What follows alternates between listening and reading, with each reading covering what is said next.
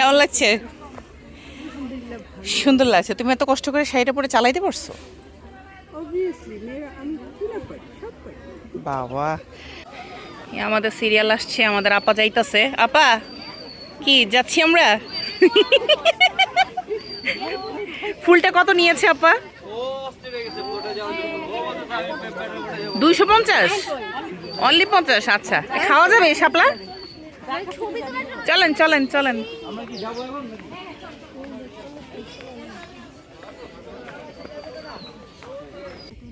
ইস মিতা রে, তোর ছবি যে কি সুন্দর আসতেছে মিতা।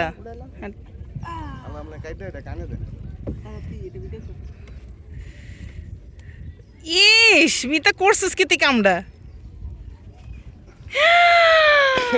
মাই গড, ছবিগুলো কি সুন্দর আসতেছে। আমার ছবি সুন্দর আসলো না মিতা, এই ছিল তোমার মনে। সবাই কেমন আছেন? খুব সাত সকালে রেডি হয়ে তড়িঘড়ি করে চলে আসলাম এই পদ্ম শাপলা রিসর্টে। এটা অ্যাকচুয়ালি আসলে রিসর্ট বলা চলে না, এটা একটা বিল। পুরাটা এরিয়াতে জাস্ট একটা পরিত্যক্ত জায়গায় বলা চলে।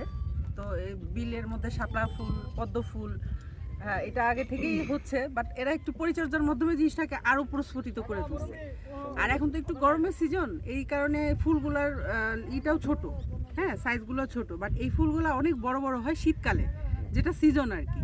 তো ঠান্ডার মধ্যে যদি শীতকালে সকালে আসা যায়, এটার আরো সৌন্দর্য বেশি পরিমাণে উপভোগ করা যায়। এখানে এই যে পদ্ম আছে, এই যে লাল শাপলা, প্লাস হচ্ছে আমরা সবুজ বেগুনি শাপলাও দেখেছি, পার্পল যেটা বলে। হ্যাঁ, অনেক রকমের আছে ভ্যারাইটিস, মানে শুধু যে পদ্ম তা না, আবার শুধু যে লাল শাপলা তা না। তো আসবেন, এখানে আসা খুবই ইজি।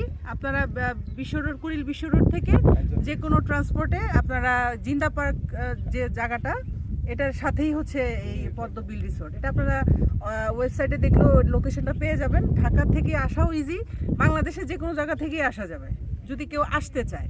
যদিও পদ্ম বিল বা শাপলা বিল বাংলাদেশের অভাব নাই, তারপরে যেহেতু একটা নাম করা জায়গার একটা বিশেষত্ব থাকে, তো এই জন্যই আসা। হ্যাঁ, তো জিনিসটা অনেক সুন্দর।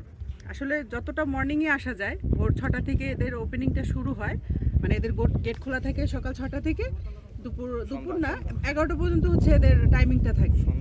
হ্যাঁ, আবার সন্ধ্যার সময়ও খোলা থাকে, মানে অল টাইমই খোলা থাকে। বাট যদি ফুলের সৌন্দর্য উপভোগ করতে চান, আপনাকে সকালে আসতে হবে, আর্লি মর্নিং আসতে হবে। কারণ রোদের আলোটা পাইলে এই ফুলগুলো আস্তে আস্তে শ্রিঙ্ক হয়ে যায়, মানে চিপসে যায়। হ্যাঁ, ছোট হয়ে যায়। তো এই জন্য যত আর্লি আসা যায় ততই বেটার। আপনারা যে কোনো ট্রান্সপোর্টে, লোকালে বলেন, নিজস্ব প্রাইভেট কার বা বাইক, যে কোনো ট্রান্সপোর্ট আসতে পারবেন। এখানে পার্কিং এরও সুব্যবস্থা আছে। হ্যাঁ, পার্কিং চার্জ 30 টাকা। হ্যাঁ, এখানে পার্কিং চার্জ 30 টাকা না, এটা গাড়ি ভেদে। আর হচ্ছে আমাদের এন্ট্রি ফি নিচে 50 টাকা। হ্যাঁ, আর শাপলা ফুল এটা ওরা অনেক রকম দাম চায়, আপনারা দাম দস্তর করে নেবেন, যার কাছ থেকে ওরা যা নিতে পারে। ঠিক আছে, যেমন আমি 2টা নিচ্ছি 40 টাকা দিয়ে, হ্যাঁ অ্যাভারেজে। তো এরকম সবখানেই, ঠিক আছে। তো ধন্যবাদ, আর আশা করি দেখবেন, একটা ব্লগ আসতেছে, অবশ্যই দেখবেন এটা নিয়ে।